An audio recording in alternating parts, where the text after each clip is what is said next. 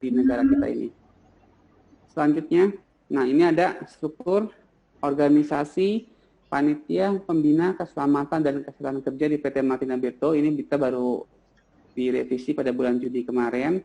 Nah, ini ada ketuanya, Bapak Kilala Pilaar, beliau sebagai Managing Director dari PT Martina Berto. Selanjutnya ada wakil ketuanya, ada Ibu Hidayati, dan ada sekretaris dari P2K3. Nah, sesuai dengan peraturannya harus ada lisensi ya untuk sekretaris P2K3, yaitu ahli K3 umum. Selanjutnya ada tim pembinaan dan pelatihan, ada tim kesehatan, dan juga ada anggota tim dari dokter perusahaan dan juga para medis ya. Nah, ini juga sudah mempunyai lisensi untuk pelatihan dokter hiperkes atau para medis hiperkes seperti yang sedang diikutin Bapak atau Ibu saat ini. Selanjutnya ada pelatihan internal auditor. Nah, ini yang mengaudit sistem SMK3 kita secara internal gitu ya. Nah, selain itu ada lagi tim tanggap darurat, kebetulan koordinatornya saya sebagai koordinator tim tanggap darurat. Nah, di bawah tim tanggap darurat ini terdapat ada tim pemadam kebakaran, ada tim P3K, ada tim evaluasi, tim komunikasi, tim tumpahan kimia. Nah, itu semua sudah kita berikan pelatihan terkait tanggap darurat dan mereka sudah kita sosialisasikan job deskripsinya sebagai tim tanggap darurat. Seperti itu. Oke, itu struktur P2K3 yang ada di PT Martina Berto. Nah, ini contoh masih dalam bagian tim tanggap darurat, ini ada yang namanya penanggung jawab ruangan. Nah, ini kita tempel foto mereka, misalkan di bagiannya masing-masing. Ini ada contoh di bagian produksi ya. Produksi liquid lantai 2, misalnya ada koordinatornya, terus ada petugas ya, ini petugas P3K, ada anggota tim, terus ada petugas pemadam di bagian tersebut. Jadi agar karyawan lebih mengenal para tim tanggap darurat yang ada di bagian masing-masing.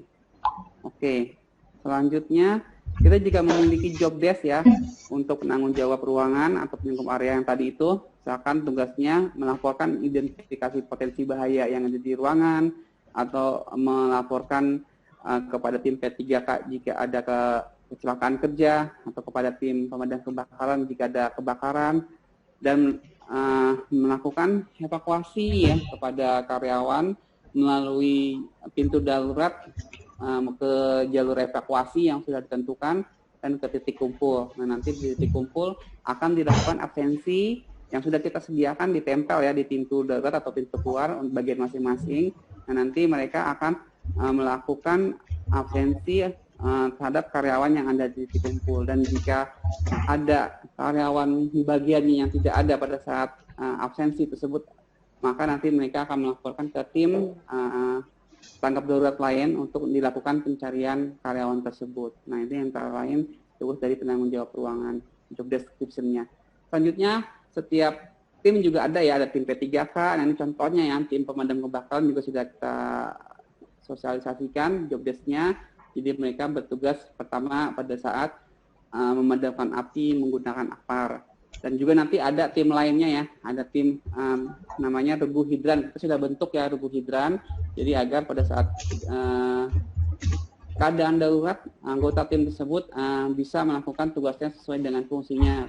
Dan mereka tidak panik, karena kan hidran itu ada beberapa komponen, misalkan ada petugas yang bagian megang nozzle, ada yang megang selang, ada yang membuka keran, atau yang menjadi komando, atau mengamankan daerah.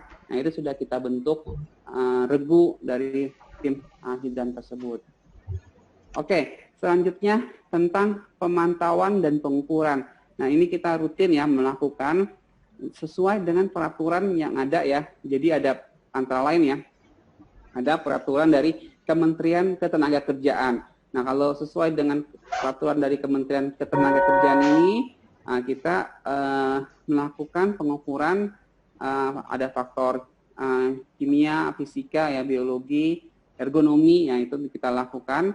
Ini kita bekerja sama, baik ada yang internal ya, kalau internal kita ada ya, bagian QA atau bagian HSE juga bisa yang melakukan internal pengukuran. Kalau dengan eksternal, kita bekerja sama, ada yang dengan Balai K3, atau dengan Hiperkes DKI. Untuk tahun ini kita sudah melakukan ya tahun ini pada bulan September kemarin kita melakukan dengan Balai K3 DKI. Namun pada bulan Oktober ini ya nanti kita ada lagi tanggal 19 ya, tanggal 19 itu kita sudah mendapatkan jadwal lagi karena kita ada tambahan ya untuk faktor lainnya, ada faktor ekonomi itu dengan Hiperkes DKI untuk melakukan pengukuran. Nah itu yang kita lakukan secara peraturan dari Kementerian Ketenagakerjaan. Selanjutnya pemantauan dan pengukuran lainnya ada lagi yang dari baik dari Kementerian Lingkungan Hidup maupun dari Pergub DKI, yaitu yang kita lakukan rutin setiap bulan kita mengirimkan sampel air limbah kita ke laboratorium eksternal gitu ya setiap bulan.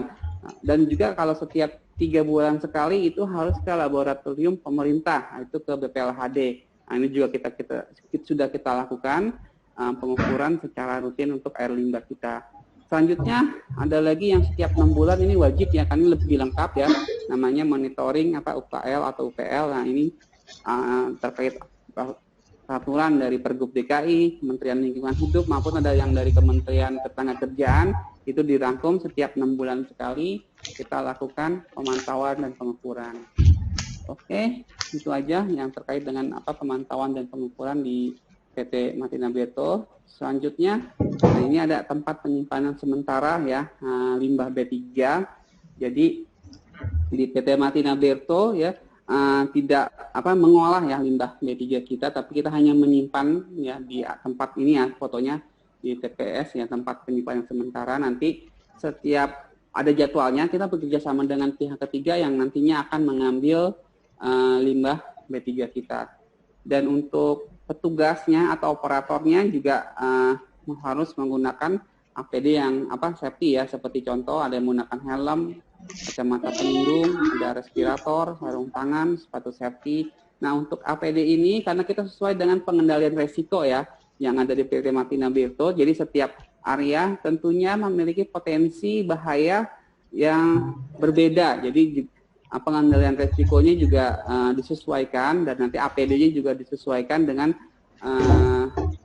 area tersebut atau potensi bahaya tersebut.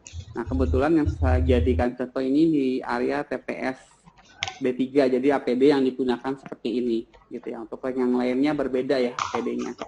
Selanjutnya untuk air limbah ya yang ada di kita bedakan ya, ada 2 ya, limbah padat dan limbah cair. Untuk limbah cair kita kelola di area WWTP kita, ada limbah cair ya. Limbah cair itu ada dibagi 2 ya, ada limbah cair hasil produksi ya atau pengolahan produksi kita itu dikelola di area WWTP. Sedangkan kalau limbah cair domestik ya, domestik itu kita kelola di area STP. Jadi kita ada WWTP dan STP untuk pengolahannya. Itu yang terkait dengan limbah cair.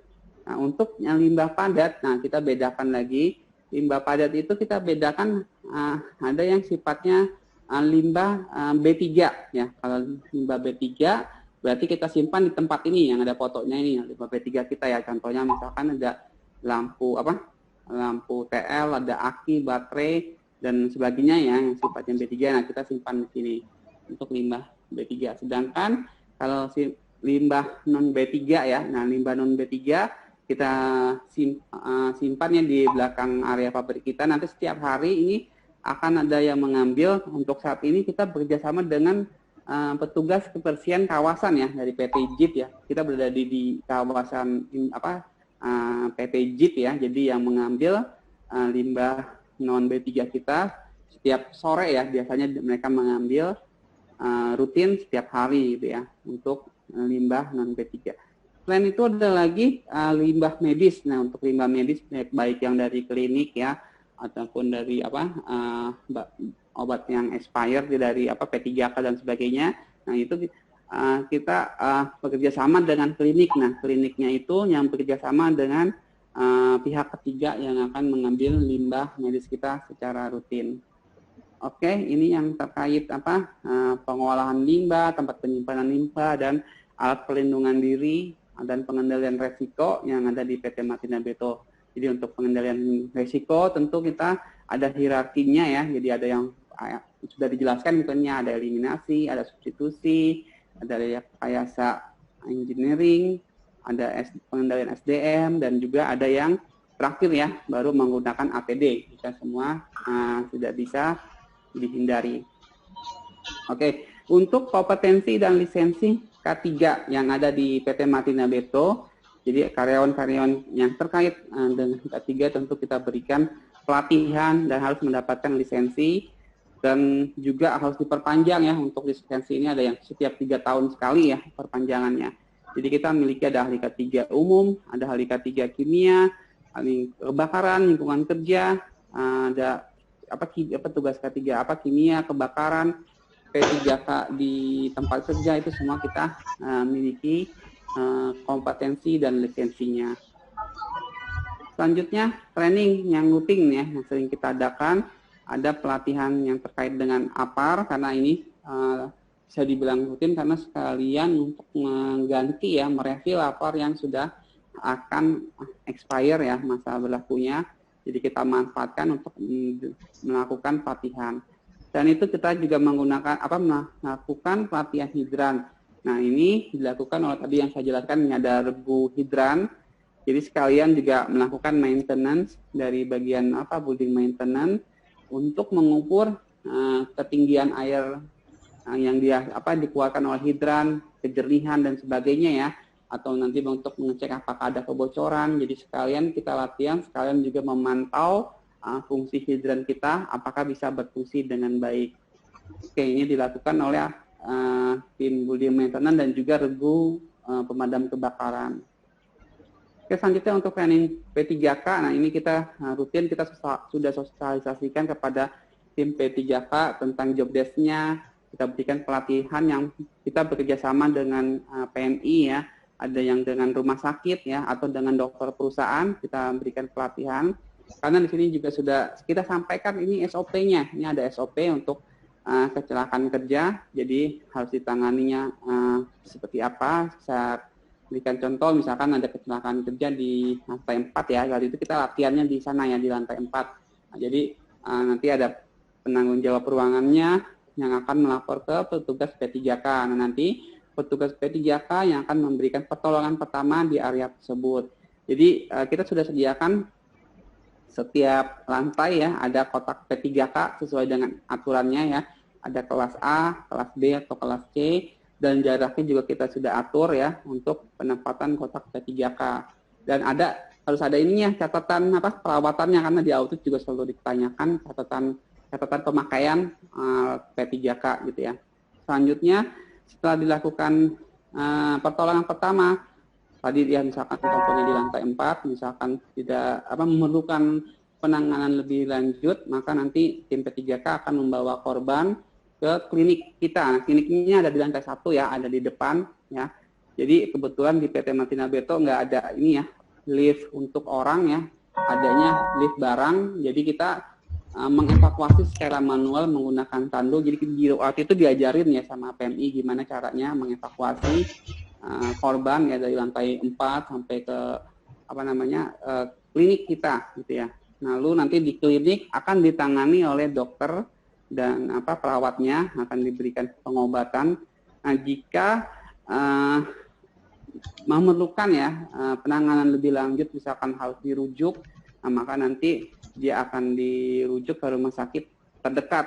Nah, kita ada rumah sakit terdekat itu kan sesuai dengan asuransi ya, ada asuransi swasta yang bekerja sama dengan kita. Nah, untuk kecelakaan kerja ya, khusus untuk kecelakaan kerja, karena ini ditanggung sama BPJS Ketenagakerjaan, berarti kita akan membawa karyawan kita ini ke rumah sakit yang trauma center ya, jadi biar nanti sudah ditanggung full ya oleh BPJS Ketenagakerjaan.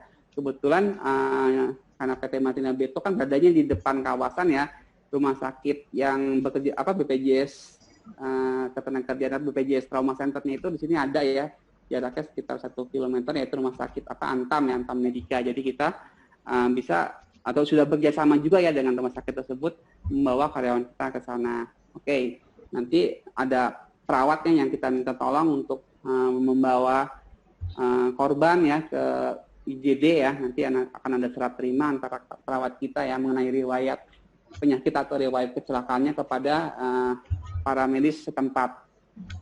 Oke, kira-kira seperti itu kronologinya. Kalau jika ada kecelakaan kerja, nanti kita serahkan saja langsung sama rumah sakit ya.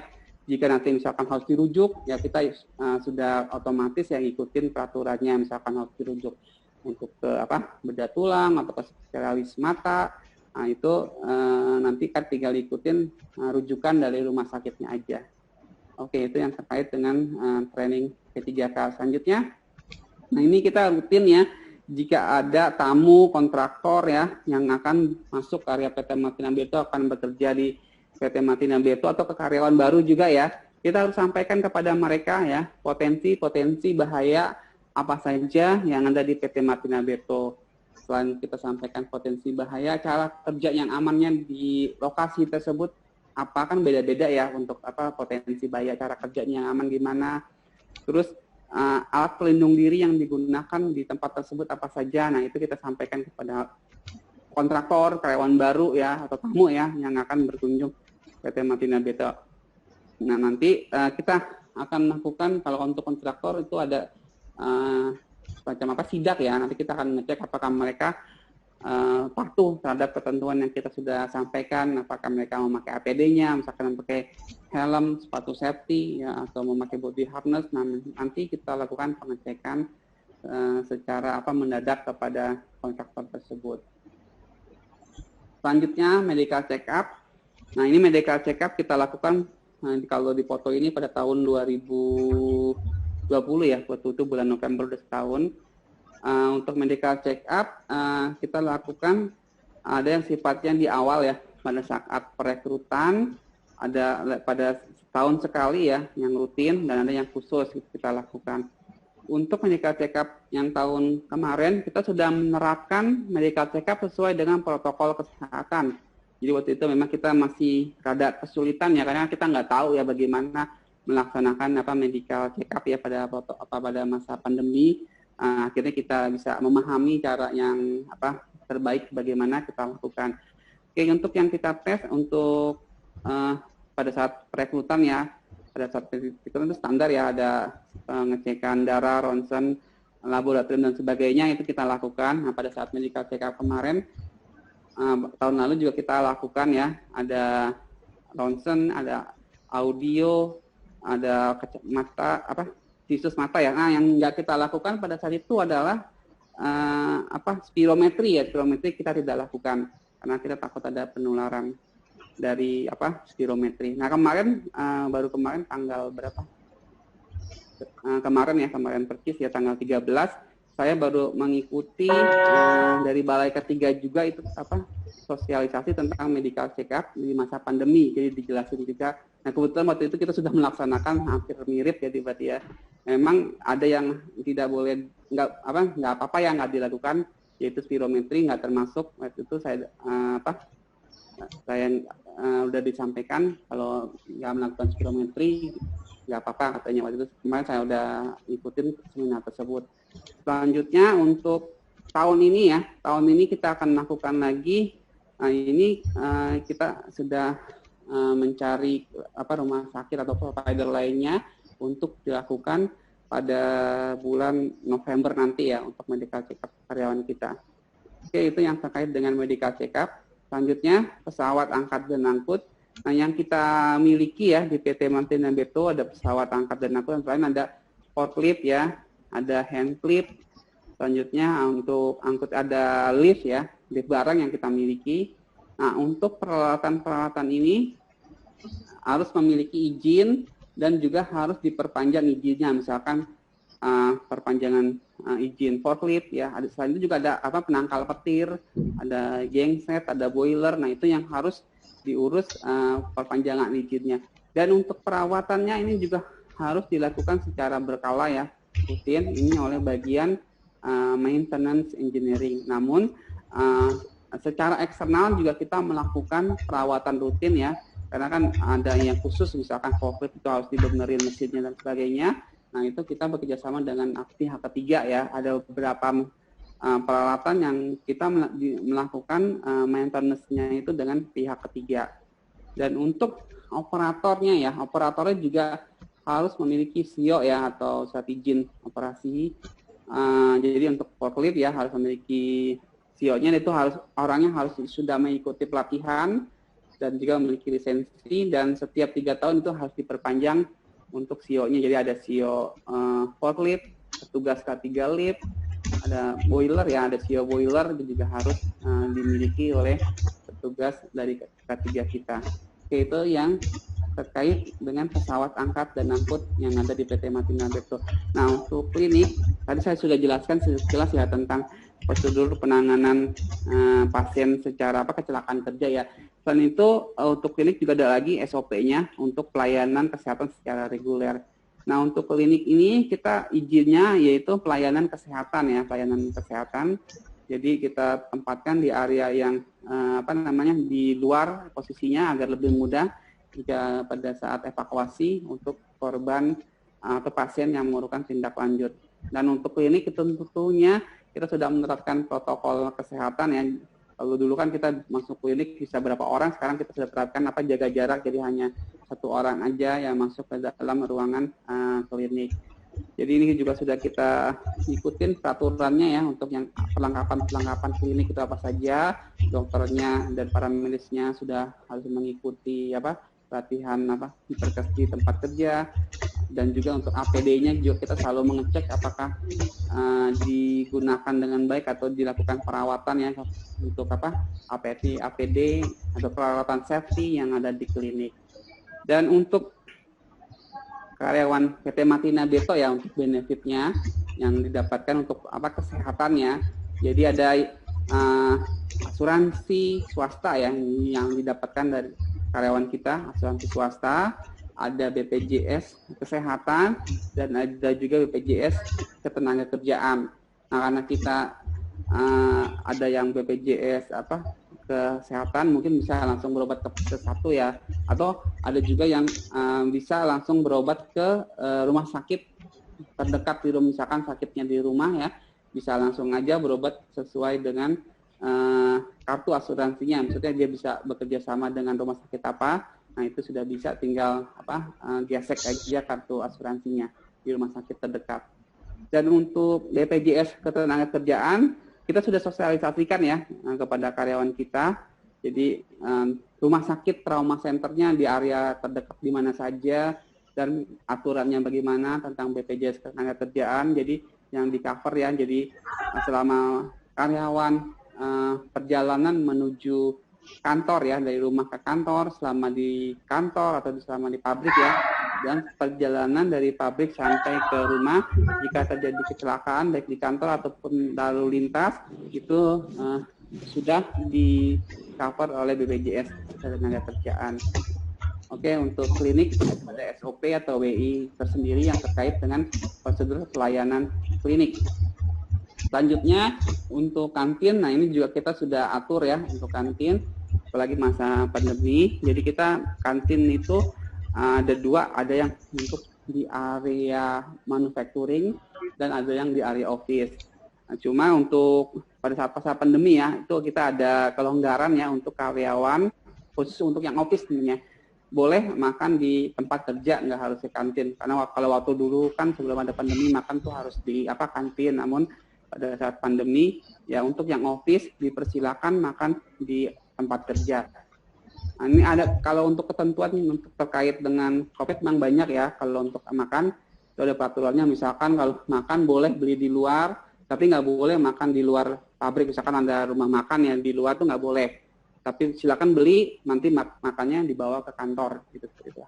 Jadi hanya boleh dimakan di area kantor. Oke, itu untuk kantinnya. Dan untuk kantin juga sudah kita terapkan protokol kesehatan untuk jaga jarak ya. Untuk petugas catering yang kita lakukan pengecekan rutin. Selanjutnya setelah makan kita lakukan kebersihan rutin ya untuk area kantin. Dan untuk jam makan itu semua sudah diatur ya.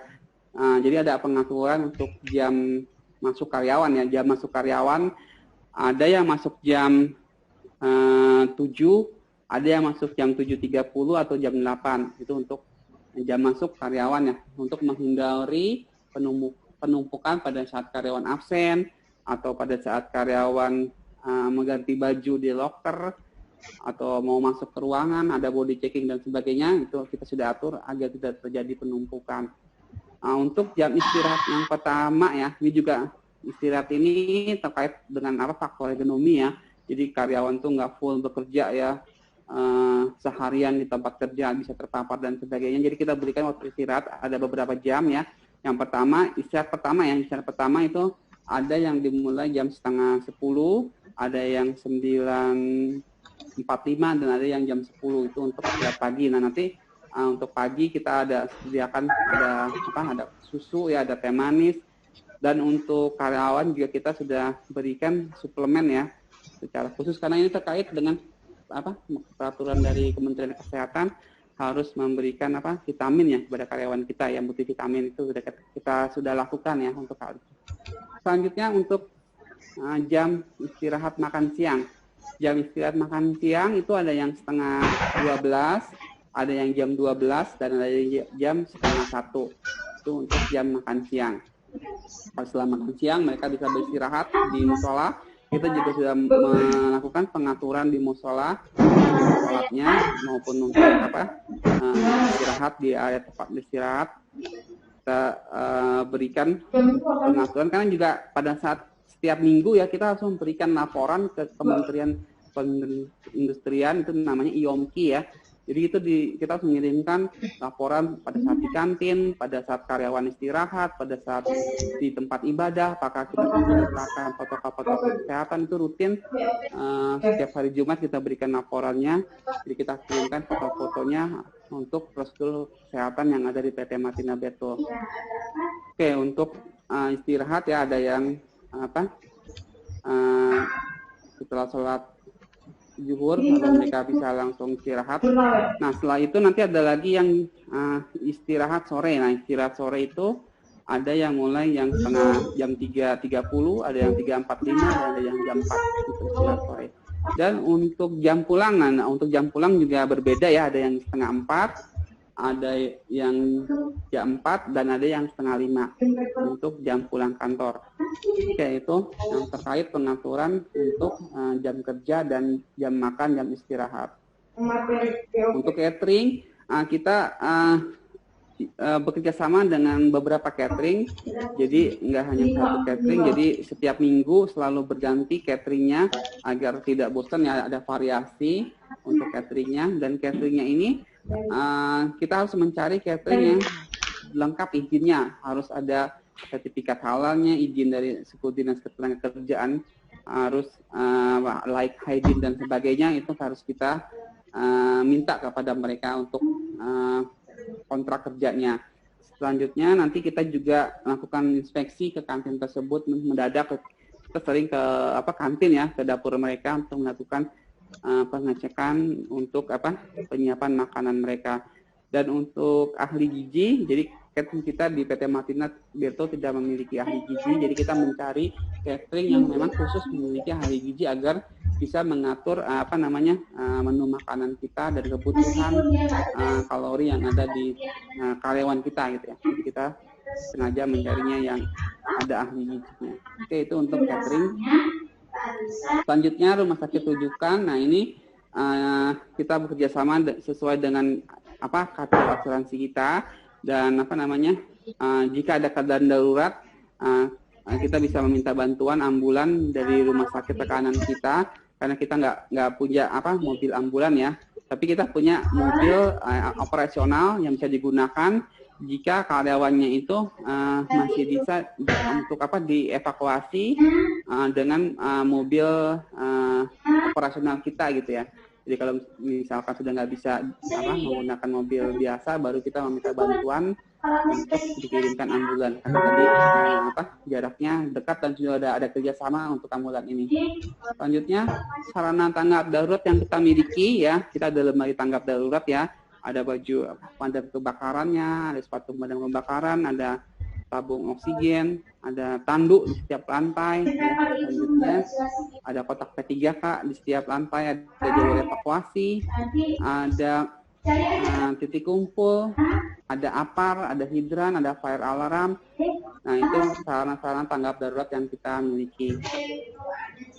Selanjutnya, nah ini kita lakukan pengukuran suhu ya untuk karyawan kita pada saat masuk, karena untuk protokol kesehatan atau ada self assessment untuk tamu ya yang akan masuk ke PT Matina Beto. Untuk protokol kesehatan memang kita banyak ya, ada peraturan-peraturan yang terkait dengan COVID ya, ada peraturan yang terkait dengan karyawan keluar kota, ada yang terkait tentang cek suhu dan sebagainya, itu sudah kita miliki. Selanjutnya, nah ini pemasangan brosur juga ini kita lengkapi banyaknya, baik yang terkait dengan K3 ya dan sebagainya, atau tentang corona ini kita sudah tempelkan. Pengaturan naik turun tangga ini juga kita atur karena sesuai dengan Pergub DKI. Selanjutnya penyediaan hand sanitizer. Nah ini kita makin perbanyak lagi ya, ada di mesin absen kita sediakan, atau di ruang meeting kita sediakan. Nah itu ada contoh, ada di mesin absen itu ada peta jalur evakuasi. Nah untuk jalur evakuasi terdapat di setiap lantai yang ada di PT Matina Beto. Dan untuk hand sanitizer juga kita siapkan di mesin absen, di ruangan meeting, di musola dan sebagainya. Dan itu juga ada untuk cuci tangan, karena setiap area memang sudah disediakan wastafelnya. Ada yang model injak yang terbaru ya, model injak. Nah itu juga sudah kita sediakan sabunnya, dan untuk refill kita sudah sediakan. Dan untuk hand sanitizer karena memang kita juga produksi ya, untuk produksi hand sanitizer, jadi ya kita kalau mau minta refill mudah untuk mendapatkannya. Selanjutnya, nah ini contohnya ya, ada contohnya untuk sarana cuci tangan ya di area PT Matina Beto sudah menerapkan prosedur atau protokol kesehatan dengan jaga jarak, atau pada saat perekrutan, ini contoh perekrutan karyawan produksi juga dicek suhunya, harus ada jaga jarak, dan juga ada nanti tes antigen sudah kita lakukan. Selanjutnya pengaturan sholat Jumat kita sesuai dengan peraturan yang ada, yaitu peraturan dari MUI ya, atau dari Pergub DKI terkait dengan protokol kesehatan pada saat sholat Jumat. Karena kita masih level 3 ya, Pergub DKI masih level 3, jadi kita masih seperti yang ada di foto untuk jaga jarak. Meskipun udah ada yang level 1 ya, yang untuk MUI ya, yang sudah boleh jaga jarak, tapi kita sesuaikan dengan peraturan yang ada di DKI. Selanjutnya pembatasan ruangan meeting, jadi kita perlu diperbanyak untuk melakukan meeting secara online ya, dan kalaupun ada yang offline itu sangat sedikit, kita batasin ruangannya, kita berikan absensi agar mudah melakukan tracking jika terjadi sesuatu pada saat meeting. Selanjutnya melakukan kegiatan senam. Nah ini senam sebenarnya kita ada beberapa fasilitas olahraga yang sudah kita stop ya, antara lain senam, bulu tangkis ya, tenis meja yang kita stop sementara, meskipun karyawan kita sudah pada minta ya untuk dibukakan kegiatan senam atau bulu tangkis, tapi kita masih stop ya, karena kan kita masih PPKM level 3, nanti kalau sudah penurunan level baru kita pertimbangkan kembali untuk membuka sarana olahraga kita. Nah ini tes antigen massal kita lakukan. Jadi pada saat kami waktu bulan Juni ya, kita ada yang seminggu sekali, terus semakin kesini kan sudah semakin berkurang ya. Ada yang 2 minggu sekali, akhir 3 minggu. Nah, untuk saat ini kita sudah sebulan sekali, karena kita setiap antigen massal ini hasilnya memang sudah 100% ya negatif ya, beberapa kali ya. Alhamdulillah kita sudah 100% untuk negatif. Selanjutnya kegiatan vaksin karyawan. Nah ini kita bekerjasama dengan PT JIP ya, untuk PT JIP. Jadi kita mengirimkan karyawan kita di PT JIP untuk melakukan vaksinasi.